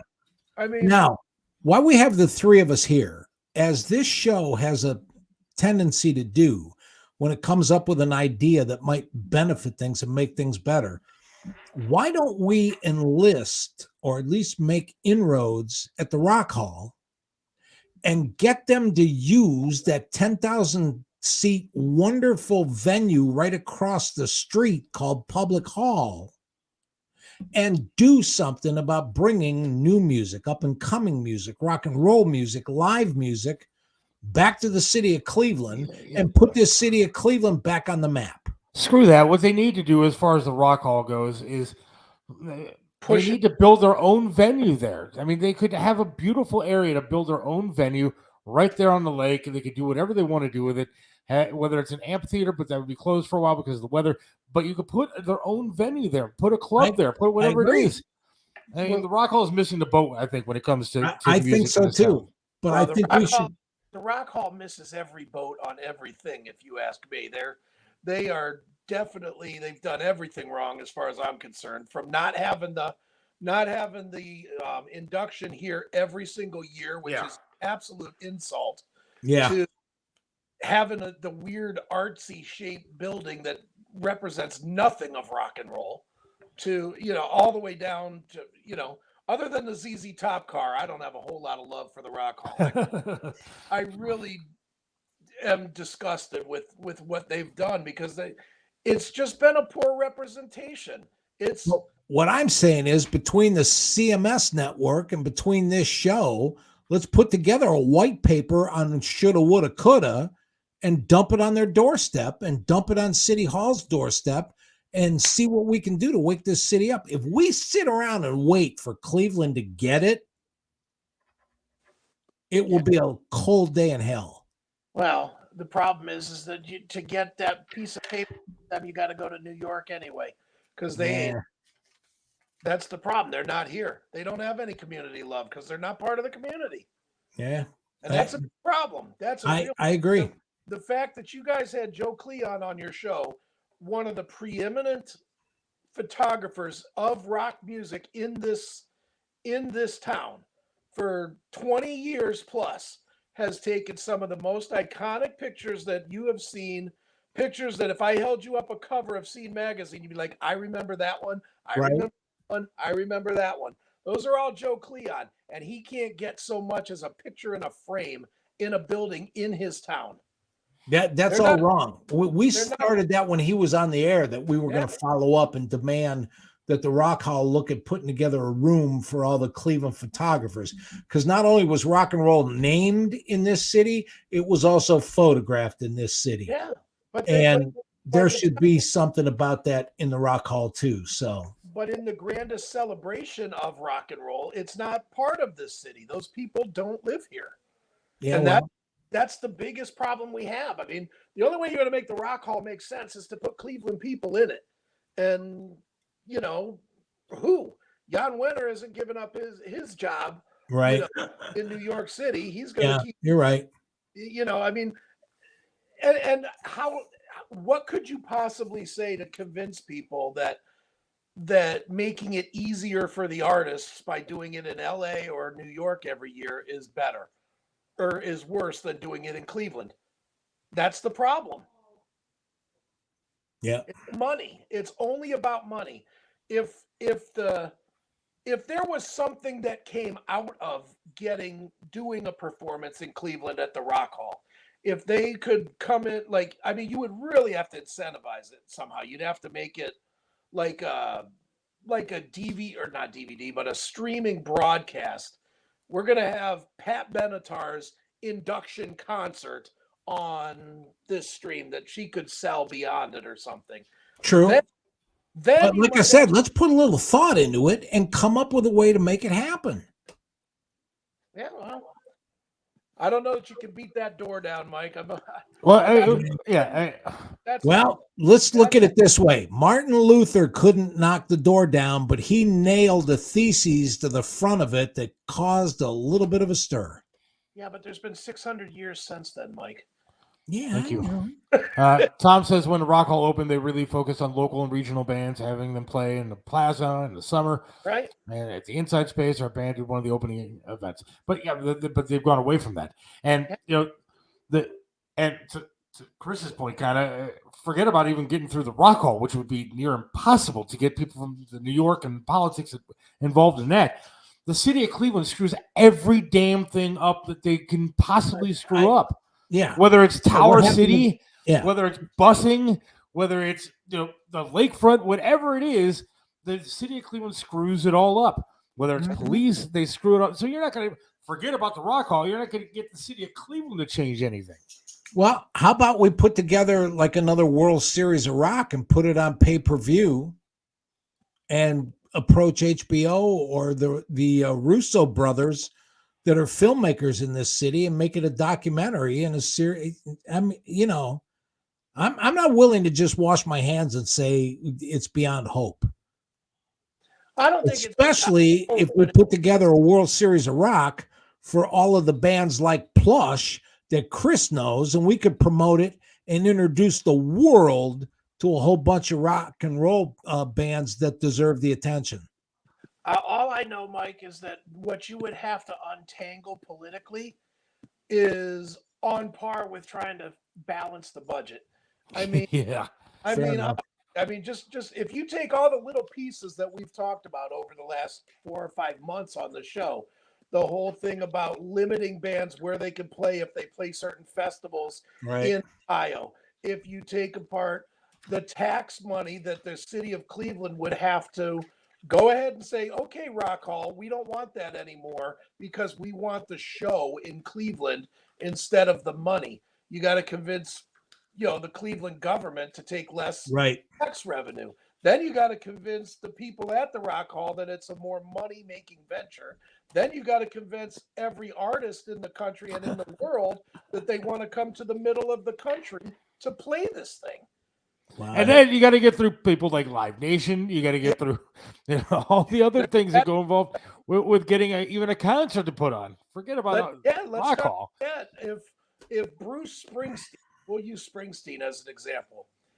If Bruce Springsteen was approached, now Bruce Springsteen has to make a decision.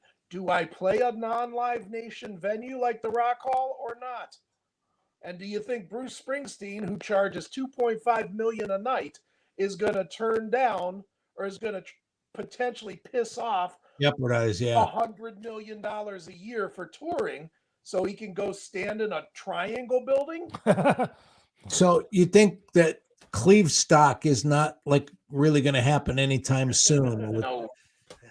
3 days of love, peace, and music here in Cleveland, Ohio. It happens every year in Columbus. They call it Sonic Temple. Yes. Yeah. Yes, they do.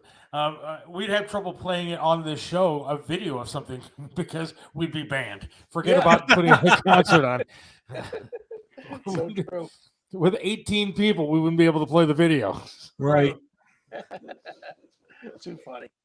But I don't know, man. I would love to see music take a turn for the better. And I think that's, circling back, if you will, to like over a half hour ago when we played the segment. That's what I want to see with this segment, is showing people what the new music is and, what's kind of out there, and showcasing some talent on this show, which I think is cool. So that's what we're going to do. I'm going to bring you guys bands, mostly bands that you probably have not heard of, or you might have seen the name, but you never got past just seeing the name float around. Because there's tons of them that are out there, and it's just, it's almost kind of going backwards to the underground. Just the underground is a little more digital, but it really is the underground where you just got to kind of, you find it, you tell 2 people, and they tell 2 people, and slowly but surely, that's how you get discovered. Yeah, I was watching a couple of videos on TikTok the other day. I called you about that band Elaine or whatever it was. Yeah. And it may be too heavy for this crowd. But I sent you some stuff, Chris, about Critic City too. Yeah, I know. I'm getting all kinds of entertainment from you too. See how we roll? We don't save it for the show. We just give it to you. There you go. The funny part was this band Elaine that Seth is talking about. He's like, "Hey, have you ever heard of this?" And I threw him a link right back of, well, here I am interviewing them. Yeah. I was like, dude, you ever heard of this great new band? I love this new song that they got. You ever heard of this, guys? And 2 seconds later, I'm watching a 30-minute interview with Chris and this band. And I'll tell you what, if you get a chance to check out the band Elaine, Eleine, I believe. Or Elaine. It's like, because it's like half of Madeline. All right. Well, and she is way hot. It's a pretty heavy band, but she's got a great voice, and check out that band. It's definitely interesting stuff. Yeah, good. I like that band a lot. I think YouTube has helped the trend downward. Gave us Justin Bieber and that girl saying Friday, Friday. All these social media things don't help. No, but it doesn't hurt either. I mean, I don't know. I will tell you, man,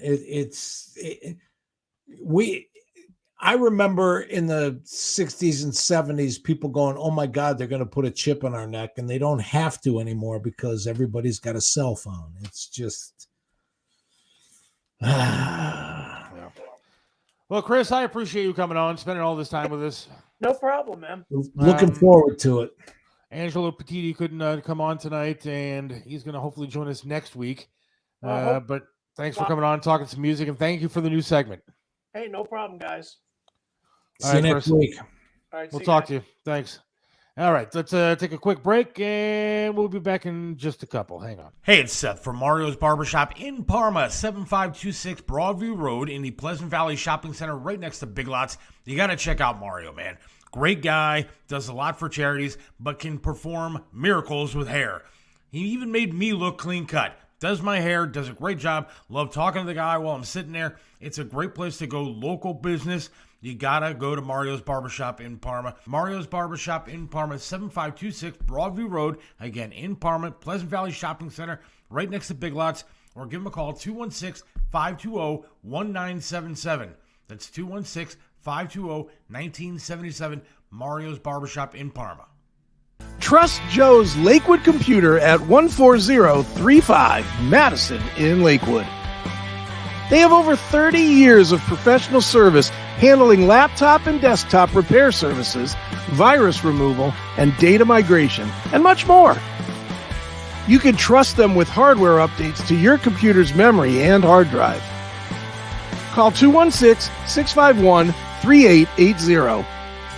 Whether you need a simple Windows install or you're interested in the latest computers for gaming, call Joe's Lakewood Computer at 216-651-3880. This is Tim Elkhorn, radio voice of the Cleveland Cavaliers, for attorney Will Spiegelberg. Will Spiegelberg is not only a name you know, he's someone you can trust as your attorney, no matter the circumstance. Will Spiegelberg is an attorney you can always count on. Will Spiegelberg is the attorney you should contact for all your legal work. When you need an attorney, call Will Spiegelberg at 216-233-4240. Attorney Will Spiegelberg, a great teammate. 216-233-4240. Right back here on the Seth Williams Show with Mike Chisoka. Talking about all that music stuff. Thanks, Chris. Gunner says. That was a hell of a band. Yes, Jim Jenna, new bands. Yeah, open up for already noted bands. Yes. So, yeah, that was a good band. And I think it's a good segment. I think it's very cool. Very excited to, looking forward to more of those.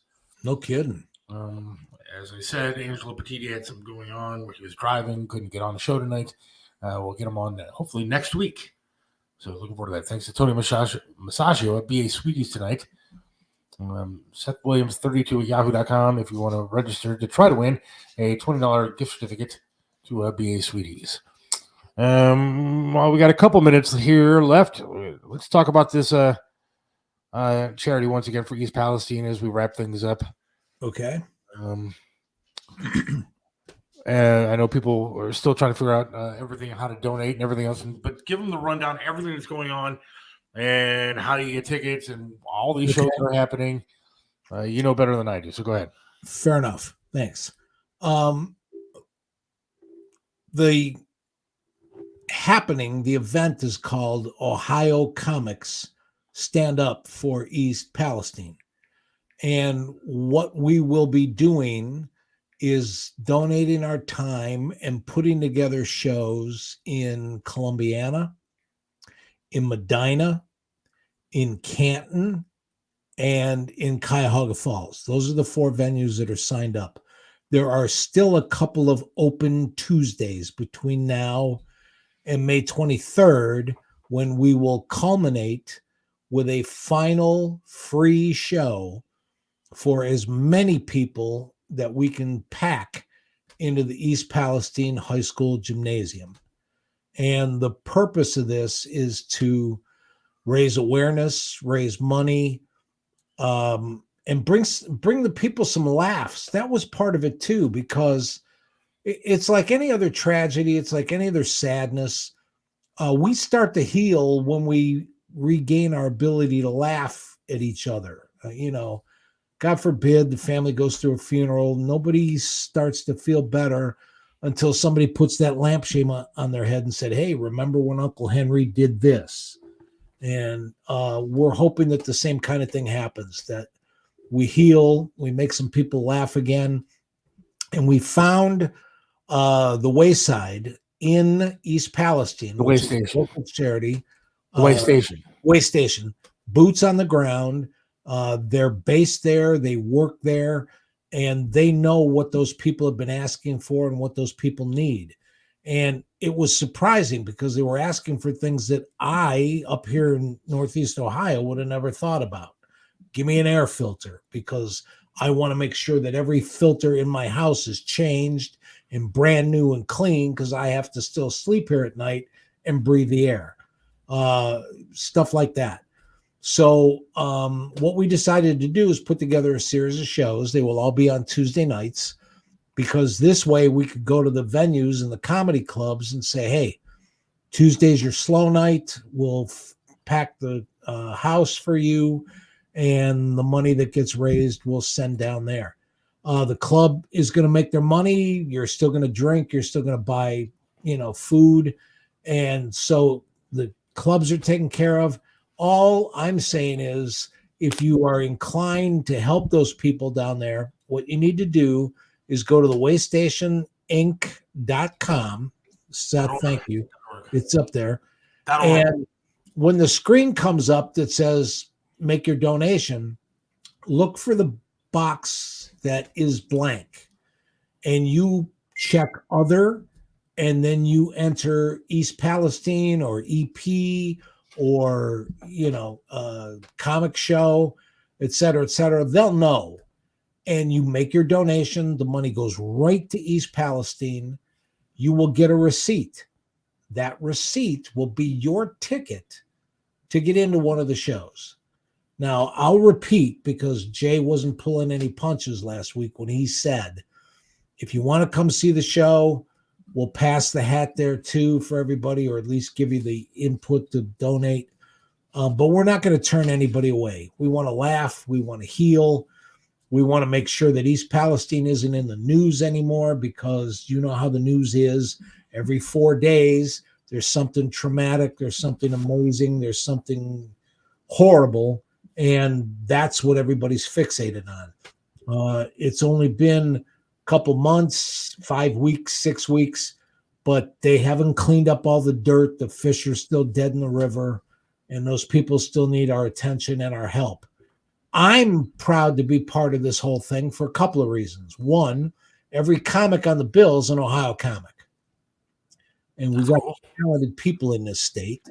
Number two, when I mentioned what I was doing to Seth and Chris, who you've been listening to all night long as well, the first thing both of them said was, how can we help? And so that's how we got associated, this show and Chris's network. And so it's just been that kind of thing. I've said a long time ago, one of the reasons I'm glad to do this show with Seth here in Northeast Ohio is because when things need to be done, people here step up and do the right thing. And obviously, with people texting Seth and saying, hey, how do I make my donations? We just mentioned this on Monday, and it's Wednesday, and people are already jumping on board. So I can't tell you, I'm proud. Yes. Sunday's Palm Sunday. I'm Christian. I'm Catholic. I'm praying for everybody. I'm grateful. I'm humbled, and I'm blessed. So if you come to the shows, don't be shy. Come up and see me. I'm trying to see if we can work something out where Seth and I are down either at one of the shows or in East Palestine. Seth was there. Yes. He was visiting his mom, his mother-in-law, with his wife. And they looked at each other and said, hey, we're close. Let's go see. So he went down there and cheered the people up, shook some hands, took a look at what was going on down there, and we may end up doing some part of the show or getting somebody from East Palestine on the show for you all to talk to. Not yet, Scott, by the way. Anyone reach out to news outlets to promote this? We're working on that. That's next. We wanted to have all our ducks in a row. Then we'll send out the press releases and go for the publicity, because we wanted to make sure that this was taken care of, because the publicity isn't for us, it's for the cause. Now, when you go to the waystationinc.org, there's just a button there that says donate financially. And then you click on the other portion, right? Because there's other things you can donate to, but click on other, just put in East Palestine or EP and make your donation, get your receipt. That'll get you into these shows. Correct. So, it's very cool. Very excited about it. And thank you to everybody who's already trying to get a hold of it. So I think it's a very good cause. Mike, I thank you for doing this. It's awesome. All the other comics. We're going to have another comic on Monday, right? Yes. Bill Stone, who is not only a comic, he works all the time. He tours with Skippy, Mark Price, but he does all the posters, all the artwork. He'll be on next, and he's a good friend too. And like I said, Seth and I just happened to be talking about maybe adding a comedy segment to diversify and expand and make this show as good as we can for you all. And this happened to come along. And so now I got a whole list of comics to pick up one by one every Monday until this wraps up with like I said, the final show in East Palestine on May 23rd. Fantastic. Well, Mike, good job with that. Thanks, bro. I really like this rock segment. I know Chris put a lot of work into this. No kidding. So I just want to wrap up the show playing that again, and then we're just going to get out of here for the night. That'll work. Monday, we'll have Comic On. Wednesday, hopefully we're going to have Angelo Petito on. We'll see how things shake out. So have a good night. Mike, thank you. You too, buddy. And God willing, we will talk to you again next week. Thanks again to Tony Musachio for joining us, Chris Aiken, of course, and Chris Aiken for doing this segment again as well. And we'll talk to you next week. Thanks, Mike. Thank you, Seth. See you.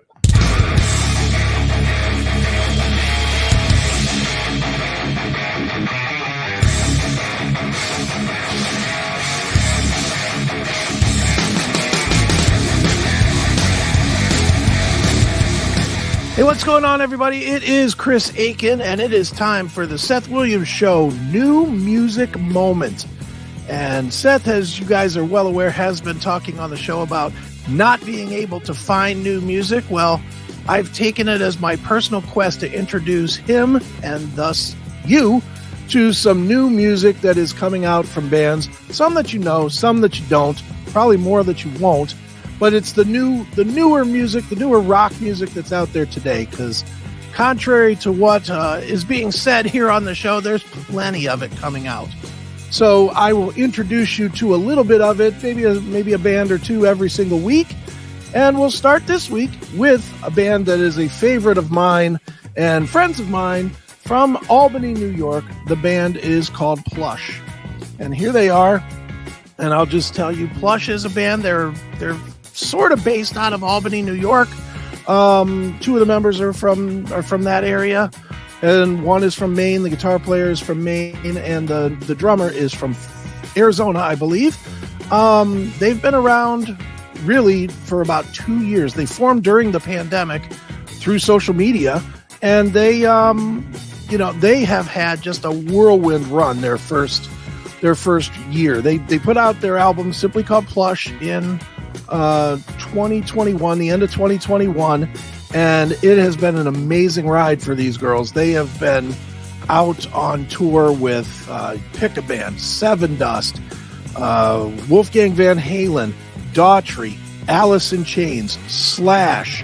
They played all the big festivals a year ago. They literally have made a huge mark in a short amount of time. You might recognize the singer, the girl here in the middle. That's Mariah Formica. She was on The Voice a few years ago, and it was a travesty that she didn't win, because in my opinion, she has the absolute very best voice in all of rock and metal right now, and that's big praise. But she really is a powerhouse little girl. She's probably 4'11" or so, but man, does she make up for it with her huge voice. Awesome stars. These girls not only is it an all-female group, but they kick ass. And I mean, not just for girls. You've heard that before. For girls, they're great. Absolutely not. For anybody, these girls are great. They're all under the age of 22, so where Seth is worried that there's no bands that are young and up and coming, this is one of them. They're working on their sophomore record right now. They are going to be probably, I'm assuming, out all summer long. I will pretty much promise you I'll get them on the Seth Williams Show at some point to come on and talk about what they're doing. But for now, let's get you guys used to Plush. Here's a little bit of a clip from their video, Will Not Win. This is from their debut release. So this is Plush right here on the Seth Williams Show. This time you will not win.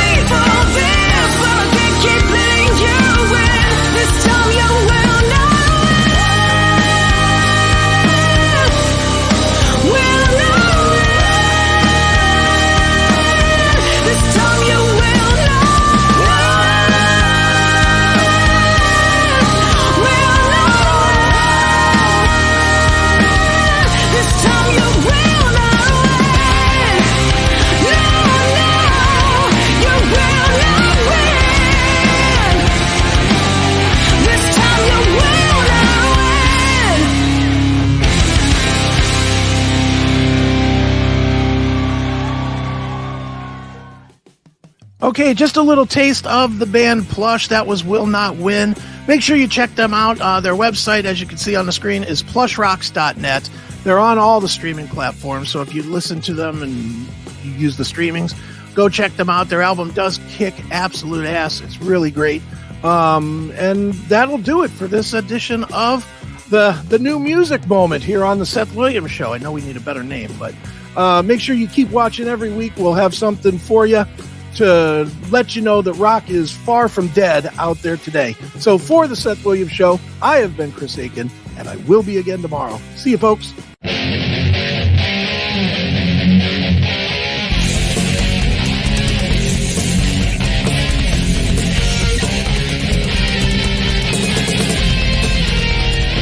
Hey, it's Seth for Smoking Rock and Roll Food Trucks. You got to check them out, man. The food is just unbelievable. Mac and cheese is fantastic. The brisket, everything else is just to die for. You got to check out Smoking Rock and Roll, 605 Clague Parkway in Bay Village. You can give them a call, 216-539-2239 to book a food truck.